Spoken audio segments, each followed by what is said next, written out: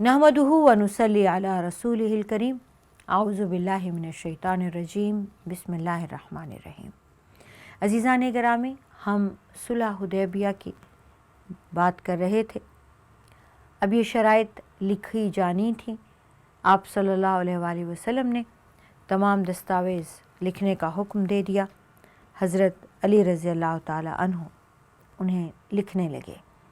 अभी ये शराइत तहरीर की जा रही थी, इन्हें मुकम्मल तहरीर करना था, उसके बाद इसको पढ़कर सुनाना था, उसके बाद इस पर फ़रीक़ैन के दस्तखत होने थे और आप सल्लल्लाहु अलैहि वसल्लम की दस्तखत की जगह मोहर लगनी थी। अभी तहरीर हो रहा है कि सारे मुसलमान देखते हैं कि सुहेल बिन अम्र का अपना बेटा अबू जंदल, जो बेड़ियों में जंजीरों में जकड़ा हुआ है, वो अपनी बेड़ियां घसीटते हुए आ पहुंचा है और ख़ुद को मुसलमानों के सामने ला के डाल दिया है और कहता है, मुझे पनाह दो, मेरी मदद करो। और उसको देखकर उसकी जंजीरें, उसकी बेड़ियां, उसकी हालत, मुसलमान तड़प उठते हैं। तशद्दुद से जगह जगह उसे ज़ख़म लगे हैं। सुहेल बिन अम्र फ़ौरन बोलता है, ये पहला शख्स है जिसके मुतालिक जो मुआहिदा हुआ है अभी तय हो जाएगा। मैं आपसे अब इसका मामला करता हूँ, आपकी डीलिंग का भी पता चल जाएगा। मुआहिदा जो हुआ है उसके मुताबिक ये शख्स आपका नहीं है, ये हमारा है। यह आप इसे पनाह नहीं दे सकते, यह हमें लौटाने पर आप हर तरह से पाबंद हैं। आप सल्लल्लाहु अलैहि वसल्लम से जब वो ये कहता है तो आप फरमाते हैं कि सुहेल, अभी तो शराइत तहरीर भी नहीं हुई, अभी तो शुरू हुआ। अभी मोहम्मद रसूलुल्लाह सल्लल्लाहु अलैहि वसल्लम के नामे नामी पर सुहेल बिन अम्र बहस कर रहा है और रसूल पाक सल्लल्लाहु अलैहि वसल्लम ने अपने हाथ मुबारक से रसूलुल्लाह काटते हुए मोहम्मद बिन अब्दुल्ला बिन अब्दुल मुत्तलिब लिखने का हुक्म दिया और फरमाया कि ये शराइत तहरीर में ले आई जाए। अभी तहरीर भी नहीं हुई है।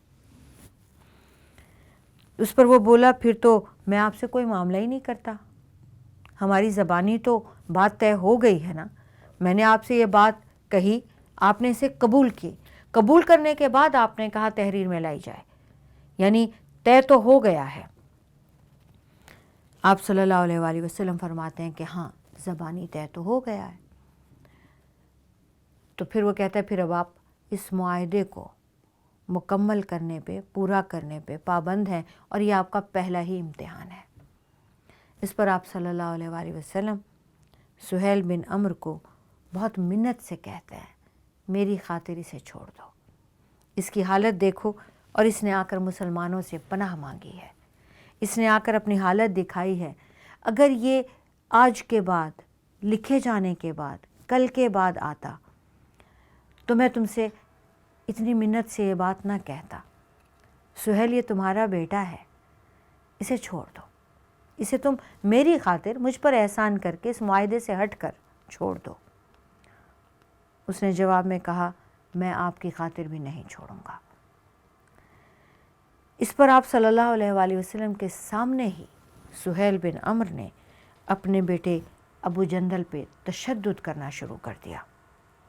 अबू जंदल ने मुसलमानों से फरियाद की और चिल्लाया कि मैं मुशरिकीन की तरफ वापस किया जाऊंगा, वो मेरे दीन के मुतालिक मुझे फितने में डालेंगे, मुझ पर इसी तरह से मुझे जंजीरों में, बेड़ियों में डाला और रखा गया है, मुझ पर इसी तरह जो तुम्हारे सामने हो रहा है, तुम्हारे बाद इससे कहीं ज़्यादा होता है। रसूल अकरम सल्लल्लाहु अलैहि वसल्लम ने फरमाया, अबू जंदल सब्र करो। अबू जंदल ने आप सल्लल्लाहु अलैहि वसल्लम से फरियाद की, सारे मुसलमानों की तरफ देखकर वो बोला और उसके बाद उसने आप सल्लल्लाहु अलैहि वसल्लम की तरफ देखकर कहा, मुझे पनाह दे दें, मुझे बचा लें। आप सल्लल्लाहु अलैहि वसल्लम उसकी तरफ देखते हुए उसे सब्र की तलकीन फरमाते हुए फरमाते हैं کہ ابو جندل اب میں معاہدہ لکھ چکا ہوں، اب میں معاہدہ قبول کر چکا ہوں اور میری مصالحت ان شرائط پر ہوئی ہے۔ اور دیکھو مسلمانوں کی اور قریش کی صلح ہو جانا، ایک معاہدہ آپس میں ہو جانا، یہ ایک ٹریٹی بھی معجزے سے کم نہیں ہے، اور اس میں 10 سال تک جنگ نہیں ہوگی۔ دونوں مسلمان ہوں یا اہل مکہ ہوں، ان کے بیچ قتل و غارت گری بند ہو جائے گی۔ ابو جندل تم صبر کر لو، تم مکہ واپس چلے جاؤ۔ آپ صلی اللہ علیہ وآلہ وسلم نے جب ابو جندل کو یہ سب فرمایا تو حضرت عمر یہ تڑپ کے اچھل کے کھڑے ہوئے اور جا کر ابو جندل کے قریب کھڑے ہو گئے اور ان کے پہلو میں کھڑے ہو گئے اور اپنی تلوار ان کے قریب قریب کرتے تھے، ان کے ساتھ ساتھ چلتے تھے اور کہتے تھے صبر کرو صبر کرو، یہ لوگ تو مشرک ہیں، ان کا خون تو بس کتے کا خون ہے، یہ تو انسان نہیں ہے، ان میں انسانیت ہی نہیں ہے۔ تلوار کا دستہ بھی وہ ان کے قریب قریب کرتے جاتے تھے کہ کہیں ابو جندل کو ان کا اشارہ سمجھ میں آ جائے اور وہ تلوار کھینچیں اور اپنے باپ کا سر اڑا دیں۔ ابو جندل یہ دیکھ رہے تھے لیکن انہوں نے ایسا نہیں کیا۔ سیدنا عمر فاروق ہمیشہ یہ بات اپنی یاد کرتے تھے کہ اس دن جتنا مجھے غیظ و غضب آیا ہے اور جتنی مجھے بے بسی محسوس ہوئی ہے، جتنا میں ابو جندل کو پناہ نہ دینے پر خود کو میں نے مجبور اور بے بس پایا ہے، اور جتنا مجھے اس بات کا دکھ ہوا کہ ابو جندل کیوں بخل سے کام لیتے ہیں، کیوں نہیں میری تلوار میرے پہ دستے پہ ہاتھ ڈالتے اور نکالتے میرے نیام سے خود، اور کیوں نہیں سہیل بن عمر کی گردن اڑا دیتے۔ لیکن حضرت عمر فاروق کے الفاظ یہ ہیں کہ ابو جندل نے بڑی کنجوسی سے کام لیا، بڑا بخل کیا، تلوار کا وار نہیں کیا۔ آپ صلی اللہ علیہ وآلہ وسلم جب معاہدہ لکھوا کر فارغ ہوئے، عزیزان گرامی 1400 مسلمان احرام باندھے ہوئے، قربانی کے جانور ساتھ لائے ہوئے، ذہنی طور سے مکہ میں داخل ہو کر عمرہ کرنے کے لیے خود کو تیار کیے ہوئے، اور 15 روز کا مدینے سے مکہ تک کا سفر کیے ہوئے۔ اب جب وہ انتظار کرتے ہیں، بیٹھتے ہیں کہ حضرت عثمان واپس آ گئے، بیعت بھی ہو گئی، تو اب جو صلح ہوئی ہے تو وہ جو معاہدہ ہے وہ تو ایسا ظالم معاہدہ ہے کہ اب مسلمان مکہ جا ہی نہیں سکتے، عمرہ کر ہی نہیں سکتے، اور ساری شرائط مسلمانوں کے کانوں کو اچھی نہیں لگ رہی، اور سب کے سب مسلمانوں کے چہرے اتر گئے ہیں، اور کوئی بھی کسی کو سمجھ نہیں آ رہا کہ کیا ہوگا، کسی کو اچھا نہیں لگ رہا کہ کیوں اتنا جھک کر ان شرائط کو قبول کیا جائے۔ دنیا میں بہت ٹریٹیز ہوتی ہیں، بہت معاہدے ہوتے ہیں، دشمنوں کے بھی باہم معاہدے ہوتے ہیں، لیکن ایسا کبھی کوئی معاہدہ نہیں ہوتا جس میں فریقین معاہدہ کر رہے ہوں اور ایک فریق کی ساری شرائط قبول کی جائے اور دوسرے فریق کی کسی بات کو بھی قبول نہ کیا جائے، حتیٰ کہ ضد ہٹ دھرمی اور گستاخی اور اہانت بھی اپنے عروج پر ہو کہ اللہ کے نام کے ساتھ بھی رحمان اور رحیم، اور رسول اللہ صلی اللہ علیہ وآلہ وسلم کے نام کے ساتھ بھی رسول اللہ نہ لگانے دیا جائے۔ اب مسلمانوں کی کیفیت عزیزان گرامی مجھے بھی سمجھ میں آ رہی ہے، آپ کو بھی سمجھ میں آ گئی ہوگی، اور اس میں حضرت عمر فاروق جو بہت جوشیلے بھی ہیں اور ان سے برداشت نہیں ہو رہا، وہ اس کیفیت کو دیکھ کر بہت پریشان ہو جاتے ہیں۔ ایسے میں رسول اکرم صلی اللہ علیہ وآلہ وسلم فرماتے ہیں کہ معاہدہ ہو گیا ہے، اب سب لوگ اٹھو، اپنے اپنے جانور ذبح کرو، اپنے اپنے سر منڈاؤ اور احرام اتار دو۔ اس پر سارے صحابہ خاموش بیٹھے رہتے ہیں، آپ صلی اللہ علیہ وآلہ وسلم کو یہ بات گوارا بھی نہیں ہوتی اور حیرت میں بھی ڈال دیتی ہے، اور اس حیرت میں آپ کو دکھ ہونا شروع ہو جاتا ہے۔ آپ خیمے میں تشریف لے جاتے ہیں اور آپ کی زوجہ جو آپ کے ساتھ آئی ہیں، یہ ام سلمہ، ان کو آپ جا کر کہتے ہیں کہ دیکھتی ہو میرے ساتھیوں نے میرے ساتھ کیا کیا؟ میں نے 3 بار کہا اٹھو، قربانی کرو، بال منڈاؤ، احرام اتارو، ایک نے بھی نہیں کیا۔ کیا انہوں نے میرا ساتھ چھوڑ دیا؟ یہ اب میری بات نہیں مانیں گے؟ تو ام سلمہ فرماتی ہیں، عزیزان گرامی، ایک دانا، حکمت سے بھرپور، ایک سمجھدار ام المومنین، ایک ماں ایسی بات کر سکتی ہے۔ فرماتی ہیں، یا رسول اللہ، مسلمانوں پر صدمے کا، غم کا پہاڑ ٹوٹ گیا ہے۔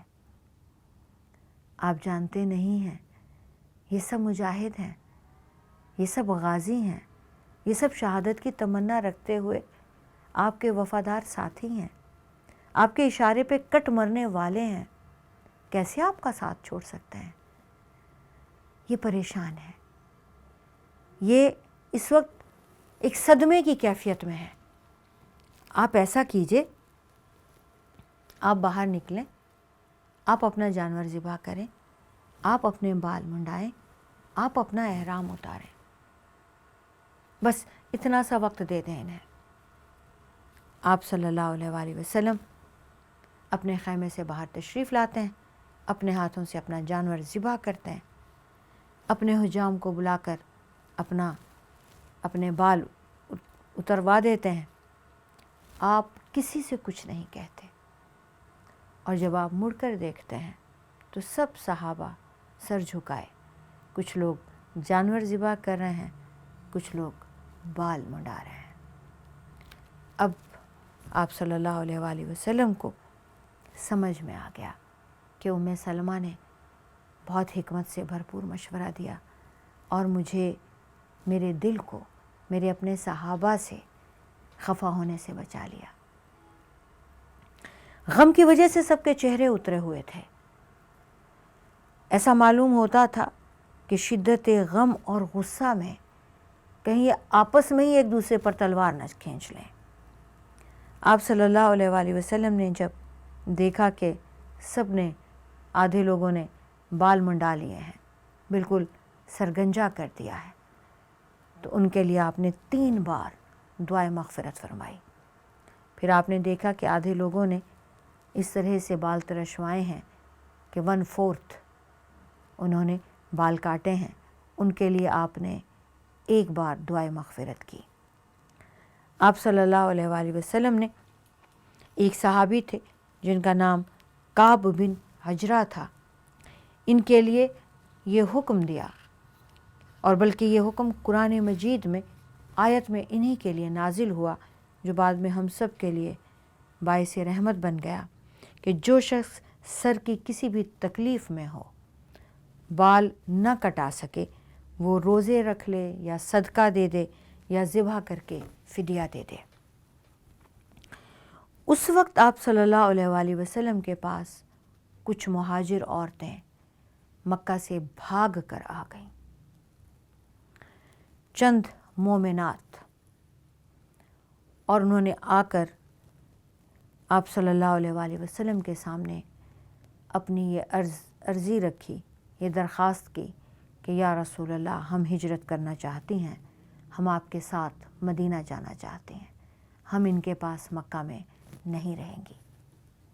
اب معاہدے کی روح سے مشرکین انہیں واپس لینے آ گئے، یعنی پہلے تو صرف سہیل بن عمر ابو جندل کے لیے دیوانے ہو رہے تھے، اب یہاں ان مشرکین کا بھی ایک گروہ آ جاتا ہے جو ان عورتوں کا والی وارث ہے۔ آپ صلی اللہ علیہ وآلہ وسلم نے اسی وقت سہیل بن عمر سے فرما دیا کہ اس معاہدے میں عورتوں کا کوئی ذکر نہیں ہے اور وہ انہیں زبردستی نہیں لے جا سکتے۔ اسی وقت سورہ ممتحنہ کی آیات نازل ہو گئی اور ان آیات کا ترجمہ یہ ہے: اے اہل ایمان، جب تمہارے پاس مومن عورتیں ہجرت کر کے آ جائیں تو ان کا امتحان لے لو، انہیں آزما لو، امتحان لے لو، چیک کر لو واقعی مسلمان ہیں۔ اللہ ان کے ایمان کو بہتر جانتا ہے۔ اگر ان کو مومن سمجھو، تم اپنے امتحان میں یہ محسوس کرو کہ واقعی وہ ایمان والیاں ہیں، تو کفار کی طرف انہیں مت پلٹانا۔ نہ کافر مرد ان کے لیے حلال ہیں اور نہ وہ کافر مردوں کے لیے حلال ہیں، البتہ ان کے کافر شوہروں کو جو مہر انہوں نے انہیں دیے تھے وہ انہیں لوٹا دو اور مہر واپس لے کر وہ چلے جائیں، ان کے حوالے ان عورتوں کو نہ کرو۔ یہ سورہ ممتحنہ کی آیات ہیں جن کا میں نے ترجمہ عرض کیا۔ اور پھر تم پر یہ کوئی حرج نہیں ہے کہ تم ان سے نکاح کر لو جب کہ تم انہیں ان کے مہر ادا کرو، اور کافر عورتوں کو اپنے نکاحوں میں نہ رکھو۔ عزیزان گرامی، اس سے پہلے کوئی مومن مرد اپنی کسی مشرک بیوی کو چھوڑا نہیں تھا۔ اگر کوئی عورت اپنی خواہش نفس سے اسلام کی طرف نہیں آئی تو بھی وہ مومن مرد کی بیوی تھی۔ اسی طرح مومن عورتیں بھی مشرک مردوں کے نکاح میں تب تلک تھیں۔ اس کے بعد یہ فیصلہ ہو گیا، صلح حدیبیہ کے ساتھ ہی یہ اسلام کا ایک بہت بڑا حکم آ گیا کہ آج کے بعد مومن مرد صرف مومن عورت کے ساتھ اور مومن عورت صرف مومن مرد کے ساتھ رہے گی، اور اگر کافر مرد انہیں واپس لینے کے لیے آتے ہیں تو وہ ان کا حق المہر جو انہوں نے نکاح کے وقت دیا تھا وہ انہیں لوٹا دیا جائے اور وہ یہ لے کر چلے جائیں، اور آپ اسی وقت ان میں سے جس سے چاہے نکاح کر سکتے ہیں۔ اس آیت کے نازل ہونے کے بعد اگر کوئی مومنہ، کوئی مسلمان عورت ہجرت کر کے آتی تو اللہ تعالیٰ کے اس ارشاد کی تکمیل میں رسول پاک صلی اللہ علیہ وآلہ وسلم اس خاتون کا، اس مومن عورت کا امتحان لیتے کہ وہ واقعی مومن ہے، اور اگر وہ مومن ہوتی پھر آپ اس کے بیعت لیتے، یعنی وہ عورت بیعت لیتی اور پھر آپ انہیں مکہ میں یا کافر مرد کے پاس واپس نہ فرماتے۔ اس حکم کے مطابق مسلمانوں نے بھی اپنی کافر بیویوں کو طلاق دے دی۔ حضرت عمر کی بھی 2 بیویاں اس وقت تک مشرک تھیں، انہوں نے بھی ان دونوں کو طلاق دے دی۔ اس میں سے ایک کے ساتھ معاویہ بن سفیان نے اور دوسرے کے ساتھ صفوان بن امیہ نے شادی کر لی۔ مسلمانوں کو صلح حدیبیہ سے سخت غم اور فکر لاحق ہوا۔ ایک تو انہیں بیت اللہ میں داخل نہ ہونے کا غم تھا، اور دوسرا انہیں اپنی توہین کا شدت سے احساس تھا کہ اگر ہم دین حق پر ہیں تو کیا وجہ ہے کہ ہم ان کے دباؤ کو قبول کریں۔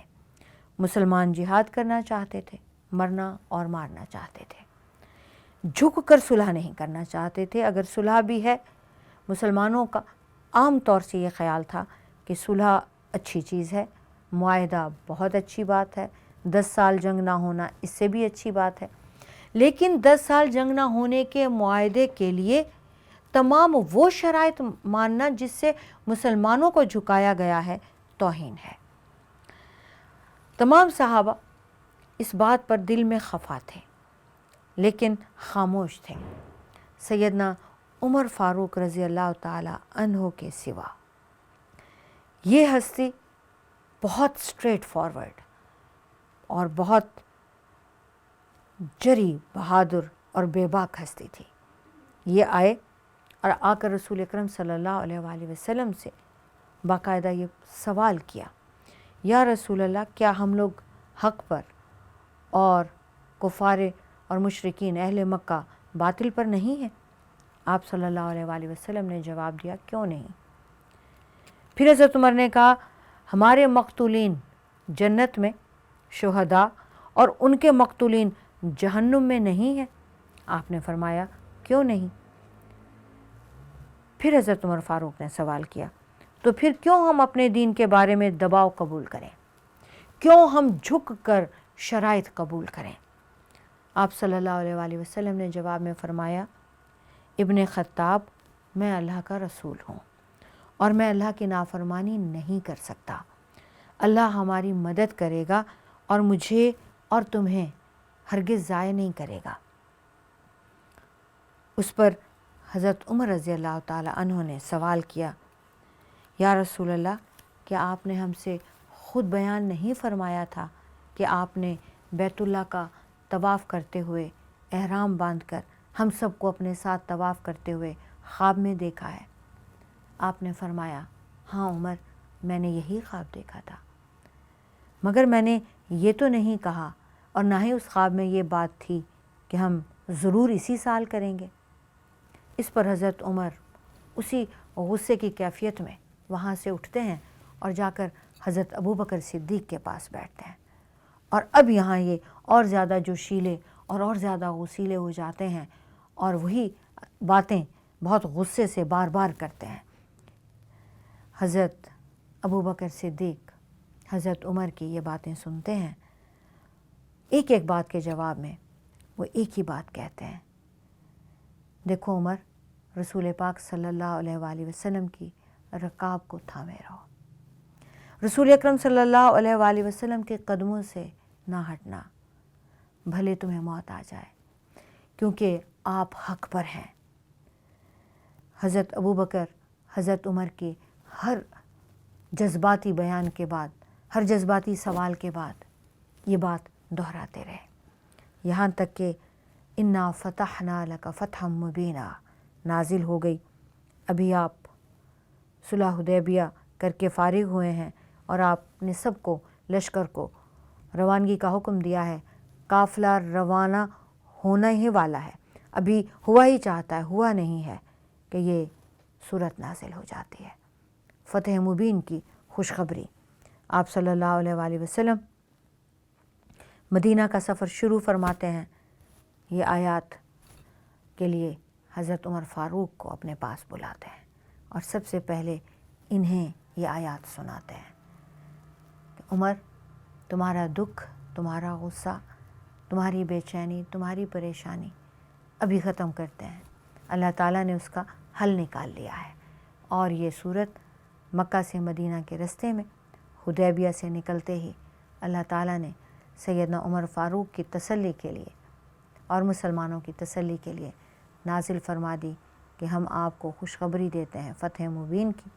سیدنا عمر فاروق نے جو ہی یہ سنا تو سوال کیا، یا رسول اللہ، کیا یہ صلح حدیبیہ ہمارے لیے فتح کی خوشخبری ہے؟ کیا اتنی خوش آئند اور مبارک صلح ہے یہ؟ یعنی جو شرائط دیکھ کے ہماری اس وقت حالت پر یہ بنی ہوئی ہے، یہ ہمارے لیے اللہ تعالیٰ فرما رہے ہیں کہ خوشخبری ہے؟ آپ صلی اللہ علیہ وآلہ وسلم نے فرمایا کہ ہاں عمر، یہ آنے والے دنوں میں اللہ تعالیٰ خود ثابت فرمائے گا کہ مسلمانوں کے لیے یہ کتنی بڑی فتح ہے۔ یہ سنتے ہی حضرت عمر فاروق کے دل کو سکون آ گیا اور وہ خاموشی سے وہاں سے چلے گئے۔ عزیزان گرامی، انشاءاللہ تعالیٰ اسی کے اوپر پھر بات کرتے ہیں۔ وآخر دعوانا ان الحمدللہ رب العالمین۔ السلام علیکم۔